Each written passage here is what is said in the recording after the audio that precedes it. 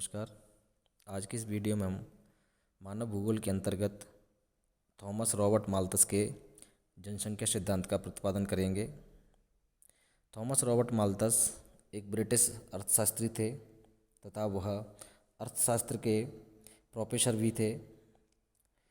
Thomas Robert Malthus ने अपने जनसंख्या सिद्धांत का प्रतिपादन सन 1798 में ऐसे on the principle of population नामक शीर्षक से प्रस्तुत किया, जिसमें माल्थस के जनसंख्या सिद्धांत के पीछे तत्कालीन जनसंख्या वृद्धि एवं आर्थिक, सामाजिक एवं राजनीतिक परिस्थितियां प्रमुख आधार के रूप में रही थीं, जिनके आधार पर माल्थस ने जनसंख्या सिद्धांत का प्रतिपादन किया था। माल्थस एक युवा पादरी तथा इतिहास एवं अर्थशास्त्र का प्रोफेसर था। उसके निबंधों के प्रकाशन की अवधि में उस समय जनसंख्या में तीव्र दर से वृद्धि हुई तथा आयरलैंड में भयंकर अकाल पड़ा, जिसके फलस्वरूप वहाँ पर खाद्य पदार्थों के मूल्य ऊंचे हो गए, फसलें लगातार कमज़ोर होने लगीं, लोग बेकार घूमने लगे काम के अभाव में। इसके अलावा लोग भूखे एवं बिना कपड़ों के रहने लगे। देखा जाए तो चारों ओर गरीबी, निर्धनता का माहौल था। बीमारी, युद्ध एवं महामारी का माहौल चारों तरफ बन गया था। माल्थस के जनसंख्या सिद्धांत के प्रतिपादन के समय समाज श्रमिक एवं पूंजीपति वर्ग में विभाजित हो चुका था तथा पूंजीपति वर्ग के द्वारा श्रमिकों का शोषण किया जाने लगा। इस तरह इन सभी परिस्थितियों के मध्य माल्थस ने अपनी जनसंख्या सिद्धांत का प्रतिपादन 1798 में किया था तथा माल्थस भी इन सभी परिस्थितियों से अपने आप को अछूता नहीं रख सका तथा इसके समाधान के लिए चिंतन करने लगा व यह सिद्धांत इसी चिंतन के फलस्वरूप माल्थस महोदय के द्वारा प्रस्तुत किया गया। माल्थस महोदय ने अपने सिद्धांत के प्रतिपादन से पूर्व दो धारणाओं को अपनाया था, जिसमें उन्होंने कहा था कि मानव जाति का अस्तित्व भोजन की उपलब्धता पर निर्भर है। माल्थस महोदय ने जब जनसंख्या सिद्धांत का प्रतिपादन किया था, उसके प्रतिपादन से पूर्व उन्होंने दो अवधारणाएं मानी, जिसमें पहली अवधारणा थी कि मानव जीवन का अस्तित्व भोजन की उपलब्धता पर निर्भर है, बिना भोजन के मनुष्य के जीवन की कल्पना नहीं की जा सकती। उसके पश्चात जो दूसरी अवधारणा थी वह थी इनकी स्त्री एवं पुरुष के मध्य काम वासना आवश्यक है तथा यह वासना वर्तमान स्तर पर भी बनी रहेगी। अर्थात इन दो पूर्व धारणाओं के ऊपर माल्थस महोदय ने अपने जनसंख्या सिद्धांत का प्रतिपादन प्रस्तुत किया था। देखा जाए तो माल्थस महोदय की इन दोनों पूर्व धारणाओं को मान लिया जाए तो दुनिया में जनसंख्या में वृद्धि की दर मानव जाति के लिए भोजन की वृद्धि दर से अधिक होगी। यदि जनसंख्या को नियंत्रित नहीं किया गया तो जनसंख्या में वृद्धि ज्यामितीय रूप से तथा भोजन में वृद्धि गणितीय रूप से होगी। अर्थात माल्थस महोदय द्वारा अपने सिद्धांत के आगमन से पूर्व जो दो अवधारणाएं अपनाई गई थीं, अगर इनको मान लिया जाए तो माल्थस महोदय के अनुसार जनसंख्या में वृद्धि ज्यामितीय दर से तथा भोजन की उपलब्धता में वृद्धि गणितीय दर से, अर्थात जनसंख्या की वृद्धि 1, 2, 4, 8, 16, 32, 64 के रूप में होगी तथा भोजन की उपलब्धता 1, 2, 3, 4, 5 गणितीय रूप में होगी। इस प्रकार देखा जाए तो 200 वर्षों के अंतराल में 256 लोगों के लिए भोजन सामग्री केवल 9 इकाई के रूप में होगी। अर्थात वर्तमान समय में जिस भोजन को 9 लोग करते हैं तो आने वाले 200 वर्षों में इसी भोजन की उपलब्धता पर 256 व्यक्ति निर्भर रहेंगे। इसके पश्चात माल्थस महोदय के सिद्धांत की विशेषताओं के बारे में बात की जाए तो माल्थस महोदय ने कहा था कि इस अवधारणाओं के आधार पर जनसंख्या में वृद्धि गुणोत्तर रूप में होगी, खाद्य पदार्थों में वृद्धि अंकगणितीय रूप में होगी, जिसके फलस्वरूप जनसंख्या एवं खाद्य पदार्थों के बीच असंतुलन पैदा होगा। इसके पश्चात जनसंख्या नियंत्रण के उपाय हैं, जिसके अंतर्गत प्राकृतिक उपाय एवं कृत्रिम उपाय।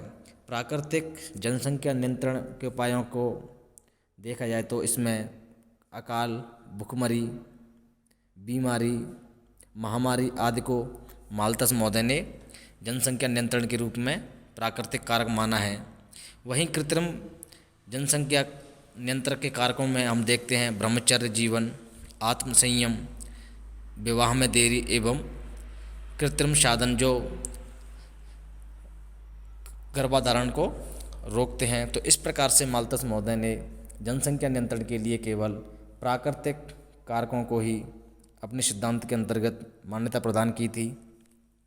माल्थस के अनुसार इस प्रकार बढ़ने वाली जनसंख्या वर्तमान समय से 25 वर्ष के अंतर्गत दुगनी हो जाएगी। अर्थात किसी देश की जनसंख्या इसी दर से बढ़ती रही तो आने वाले 25 वर्षों में उस देश की जनसंख्या दुगनी हो जाएगी।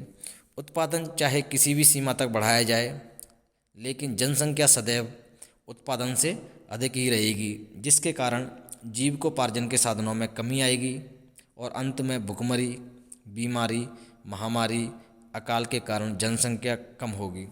माल्थस महोदय का कहना था कि चाहे भोजन के उत्पादन को कितने भी दर से बढ़ाया जाए, लेकिन वह जनसंख्या वृद्धि दर से कम ही रहेगा, जिसके फलस्वरूप भुखमरी, बीमारी, महामारी, अकाल के कारण जनसंख्या में कमी होगी। तो इस तरह माल्थस महोदय ने खाद्य सामग्री की उपलब्धता को ही जनसंख्या नियंत्रण का प्रमुख कारक माना।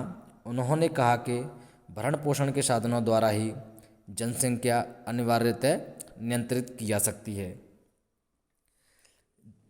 माल्थस महोदय के द्वारा जो जनसंख्या में गुणोत्तर वृद्धि की जो विशेषता बताई गई थी उसकी बात की जाए तो माल्थस के विचार तत्कालीन सामाजिक आर्थिक परिस्थितियों से प्रभावित थे।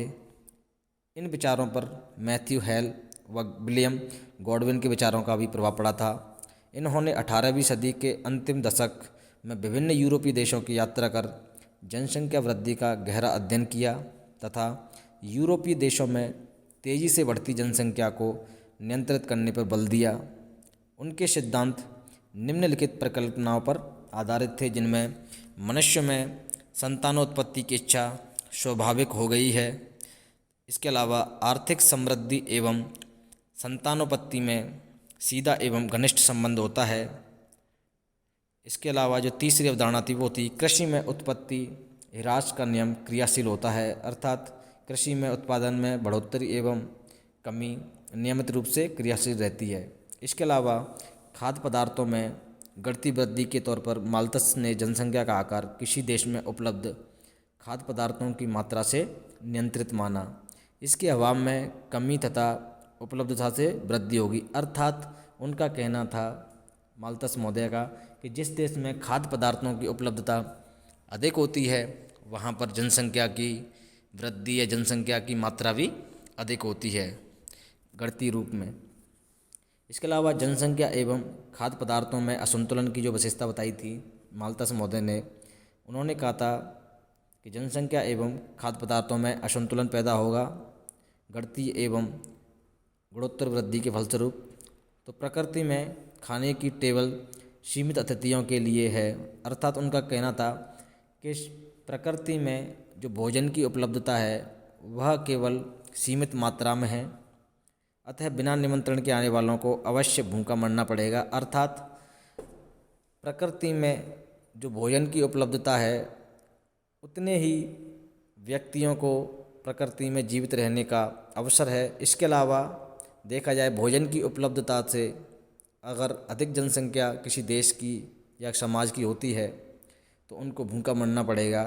तो उसी संदर्भ में यह कहा था माल्थस महोदय ने कि प्रकृति में खाने की टेबल सीमित अतिथियों के लिए है, अर्थात सीमित जनसंख्या या सीमित लोगों के लिए है। सीमित लोगों के अलावा जो अधिक लोग आते हैं या अधिक जनसंख्या बढ़ती है तो उनको अवश्य भूख से मरना पड़ेगा। उसके पश्चात जनसंख्या नियंत्रण के उपायों की बात की माल्थस महोदय ने, तो उन्होंने कहा कि तेज़ी से बढ़ती जनसंख्या को प्राकृतिक एवं कृत्रिम दोनों तरीक़ों से नियंत्रित किया जा सकता है, जिसमें प्राकृतिक नियंत्रकों में माल्थस महोदय ने प्रमुखता से बल दिया, जिसमें उन्होंने कहा कि अकाल, महामारी, भूकंप, तूफान, बाढ़ इत्यादि प्राकृतिक आपदाओं से ही किसी समाज या किसी देश की जनसंख्या नियंत्रित हो सकती है। अर्थात माल्थस महोदय ने जनसंख्या नियंत्रण के लिए केवल प्राकृतिक उपायों पर ही जोर दिया था। तो इस प्रकार माल्थस महोदय के सिद्धांत को एक संक्षिप्त रूप में देखा जाए तो उन्होंने जनसंख्या सिद्धांत दिया था 1798। इसके पश्चात उन्होंने अपने सिद्धांत की प्रतिपादन से पूर्व दो अवधारणाओं को माना, जिसमें उन्होंने कहा कि मानव जाति का अस्तित्व भोजन की उपलब्धता पर निर्भर है तथा स्त्री एवं पुरुष के मध्य काम वासना आवश्यक है तथा जो वर्तमान स्तर पर भी बनी रहेगी। माल्थस महोदय के सिद्धांत के आधार की बात की जाए तो तत्कालीन सामाजिक आर्थिक जनसंख्या वृद्धि एवं राजनीतिक परिस्थितियां प्रमुख आधार के रूप में इस सिद्धांत के पीछे रहीं। अर्थात इन्हीं परिस्थितियों के आधार पर माल्थस महोदय ने अपने जनसंख्या सिद्धांत का प्रतिपादन किया और उन्होंने कहा था कि अगर इसी प्रकार से जनसंख्या में वृद्धि होती गई तो जनसंख्या में वृद्धि ज्यामितीय रूप से एवं भोजन की जो सामग्री है वो घटती दर से बढ़ेगी तथा 200 सदियों में या 2 सदियों में 256 लोगों के लिए भोजन सामग्री 9 इकाई के रूप में होगी। तो इस प्रकार माल्थस महोदय ने जनसंख्या सिद्धांत का प्रतिपादन किया। इसके पश्चात माल्थस महोदय के जनसंख्या सिद्धांत की आलोचना की बात की जाए तो सबसे पहले आलोचना के तौर पर जनसंख्या एवं खाद्य आपूर्ति के साधन क्रमशः ज्यामितीय एवं गणितीय अनुपात में नहीं बढ़ते हैं। तो पहली आलोचना ही यही है जो कि माल्थस महोदय ने कहा था कि जनसंख्या में वृद्धि ज्यामितीय रूप में एवं भोजन की उपलब्धता में वृद्धि अंकगणितीय रूप में होगी। तो यह एक आलोचनात्मक तथ्य है। उसके पश्चात माल्थस महोदय ने कहा था कि 25 वर्षों की अवधि में जनसंख्या दुगनी होने की मान्यता वास्तविकता से परे है, जिसे कि माल्थस महोदय ने माना था कि 25 वर्षों में किसी देश की जनसंख्या दुगनी हो जाएगी, लेकिन यह तथ्य माल्थस महोदय का वास्तविकता से परे है। इस पर यकीन नहीं किया जा सकता क्योंकि जनसंख्या वृद्धि को नियंत्रित करने के अनेक उपाय हैं। उसके पश्चात संतानोत्पत्ति की इच्छा को माल्थस महोदय ने काम वासना से जोड़कर देखा था, लेकिन यह जरूरी नहीं है कि संतान की उत्पत्ति और काम वासना दोनों एक दूसरे से संबंधित हैं। चौथी आलोचना सकारात्मक निरोध पर बल दिया था। कृत्रिम तरीकों की माल्थस महोदय ने कल्पना नहीं की थी। अर्थात माल्थस महोदय ने जनसंख्या नियंत्रण के लिए केवल प्राकृतिक उपायों को माना या प्राकृतिक उपायों पर ही जोर दिया था। इसके अलावा माल्थस महोदय ने कृत्रिम साधनों को जनसंख्या नियंत्रण के रूप में मान्यता प्रदान नहीं की थी। उसके पश्चात तकनीकी विकास एवं सामाजिक आर्थिक ढांचे में होने वाले बदलावों को माल्थस महोदय के द्वारा नज़रअंदाज किया गया था। अर्थात माल्थस महोदय ने इन बातों पर गौर नहीं की, या ये कहें कि उन्होंने अपने सिद्धांत में इन तथ्यों को या इन बातों पर गौर नहीं किया कि वर्तमान समय के फलस्वरूप भविष्य में नवीन तकनीकी विकास होगा और आर्थिक ढांचे में परिवर्तन होगा, जिसके फलस्वरूप खाद्यान्न के उत्पादन में वृद्धि होगी तथा जनसंख्या को नियंत्रित किया जा सकता है। तो इन सभी तथ्यों पर माल्थस महोदय ने अपने सिद्धांत के अंतर्गत बल नहीं दिया।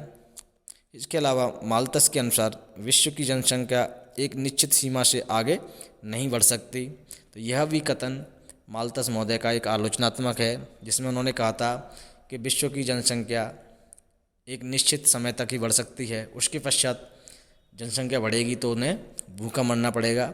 लेकिन वर्तमान समय में हम देखते हैं कि जनसंख्या विश्व के अनेक देशों की निरंतर रूप से बढ़ती जा रही है।